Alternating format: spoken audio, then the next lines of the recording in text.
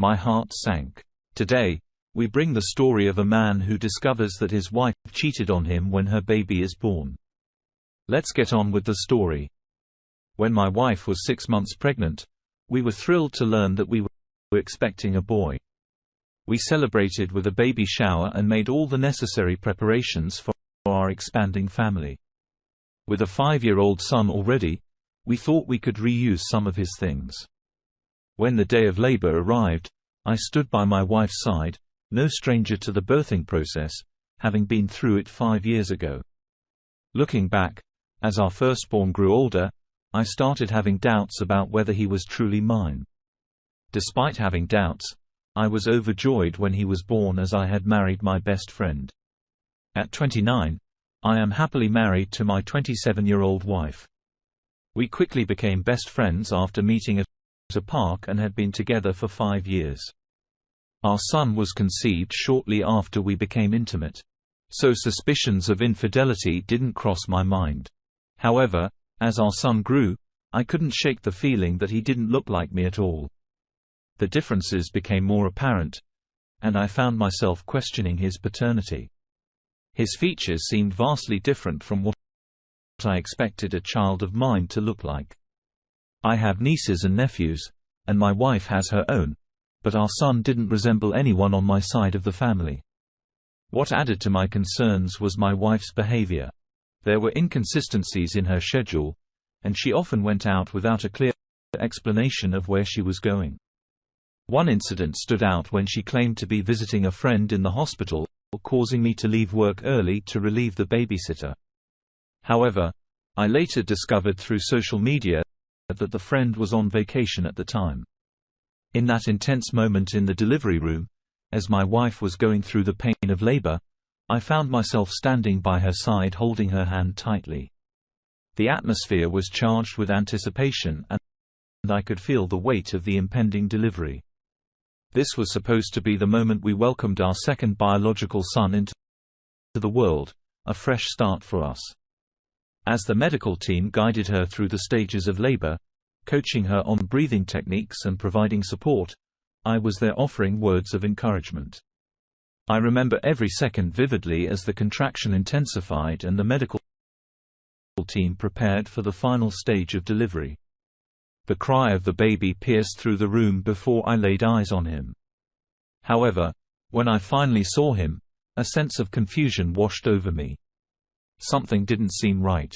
It was as if he looked like a mixed-race baby. Oddly, all the medical staff except for the doctor acted like everything was normal. The doctor, though, gave me a look that cut through the tension, almost as if was confirming my own racial identity before recomposing himself. This unexpected twist added another layer of complexity to the doubts that had been lingering in my mind. It's a moment that marked the most traumatic experience of my life, surpassing even the birth of our firstborn. As I stood there, I couldn't shake the feeling that something was amiss, and the look from the doctor only deepened my sense of unease. The glaringly obvious difference in the baby's race hit me like a ton of bricks. Frozen in disbelief, I stood there. Everyone around us acted like it was a perfectly normal occurrence.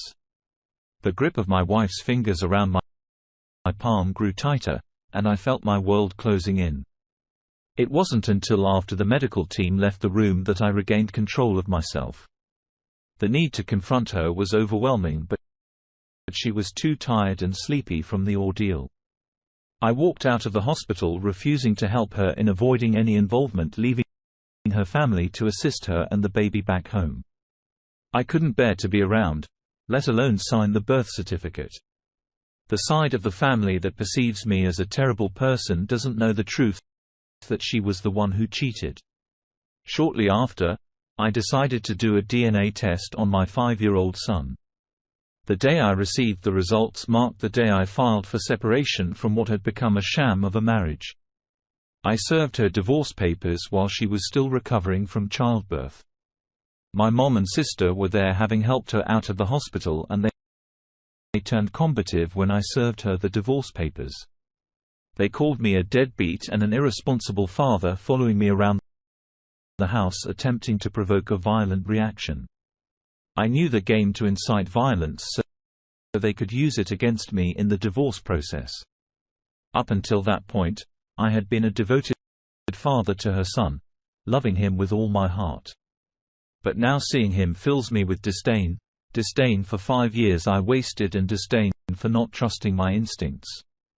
Now I'm left with virtually nothing. People call me a monster for leaving my son, but they don't know the whole story. I packed a few clothes in state at an extended stay hotel, biding my time until I found an apartment. I left everything, even my furniture, behind with her. Moreover, she contributed some of it, but I'd rather she have it all. I don't want anything from my old life that might remind me of her. Even when I was at the hotel and she didn't know where I was, she tried multiple times to guilt me into coming back. She went to the extent of having our 5-year-old call me at random hours of the night crying and begging for his daddy to come back home. It was a manipulative tactic to torture me further, as if she hadn't done enough. She constantly told me how much damage I was doing to the family.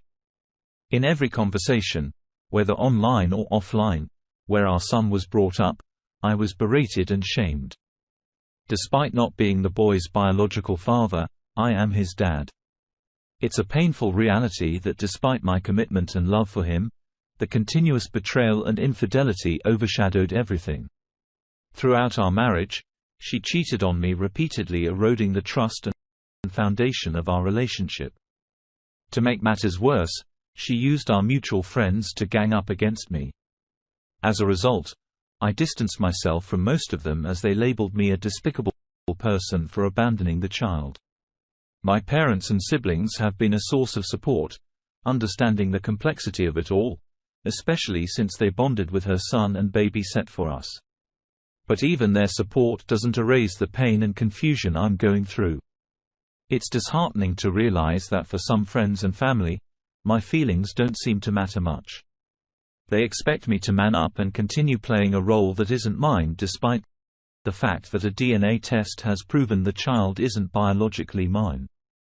The pressure to be a father to a child born out of my wife's betrayal is intense. It's frustrating that my feelings are being dismissed or misunderstood. I've come to the realization that in many people's eyes, I'm supposed to put aside my pain, betrayal, and immaculation to continue being there for a child who isn't biologically mine. The accusations that I never loved him or was always looking for a way out only add to the emotional burden. The expectation that I should continue to be a father to a child born out of infidelity is difficult to bear. It's not realistic to expect me to maintain that role as we go through a divorce and I pursue a disestablishment of paternity. The emotional toll of being cheated on, lied to, and used by someone who hasn't been truthful about her actions is profound. I still have my own life and feelings to consider. While I love the child like my own, the idea of playing a role, but isn't truly mine, is becoming increasingly difficult. It's not about abandoning an innocent child, but rather about recognizing the reality of the situation and taking back control of my own life. It's crucial to make it clear that I don't harbor any resentment towards the child. He's an innocent casualty of his mother's actions, and I feel a deep sadness when I think about what he must be going through. However, every time I look at him, I can't escape the reality of the 5 years of deception and betrayal. But I endured this situation is far from easy for me, and I find it impossible to put aside my feelings of hurt and frustration to maintain a role that was built on lies. The life I thought I shared with him was nothing more than a facade created by his mother. It's a painful truth that I can no longer bear, and for the sake of both of us, I've decided to pursue a disestablishment of paternity. I find myself questioning why she isn't actively searching for his real father. She knows who he is, and it seems like a more reasonable approach than clinging to a situation that's based on deception. Instead, she's fighting the divorce and pushing for child support, making it clear that she wants to keep me entangled in a life that has already proven to be a web of lies. My lawyer has mentioned that there's a good chance of not paying child support based on similar cases in the state, but the uncertainty adds to the stress. Money is not my biggest concern here. My primary worry is that his mother will continue to use him against me. I still care for him. But it's time for me to move on and start afresh. Admitting to this colossal mistake is painful, and the time and trauma invested in this relationship or something I know I can never fully recover. But moving forward seems to be the only viable option for both of our sakes. It's indeed a complex and emotionally challenging situation that the original poster is going through. The issues around paternity fraud are sensitive and can have profound impacts on individuals and families. The legal aspects of disestablishment of paternity vary depending on jurisdiction, and it's true that some places may allow it under certain conditions, even without the biological father's consent. The shift towards prioritizing the welfare of the child, often at the expense of the legal father, is a significant concern that has been discussed in various contexts.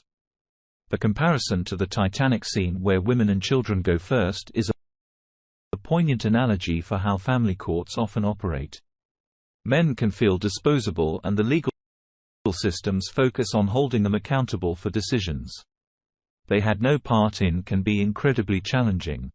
The information about paternity tests being banned in France raises questions about the balance between preserving the peace of families and the right to know one's biological parentage. It's a complex issue that involves ethical, legal, and societal considerations. The underlying point you make about the importance of choice for both partners in situations of infidelity is a valid one. Relationships are built on trust, and when that trust is broken, individuals should have the autonomy to make two.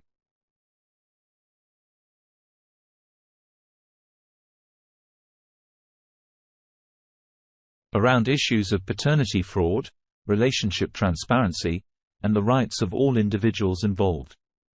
It's a topic that requires careful consideration and compassion for everyone affected. Please share your thoughts in the comments section below. Dear listener, if you have reached this far, please click on the subscribe button. It will be a great help.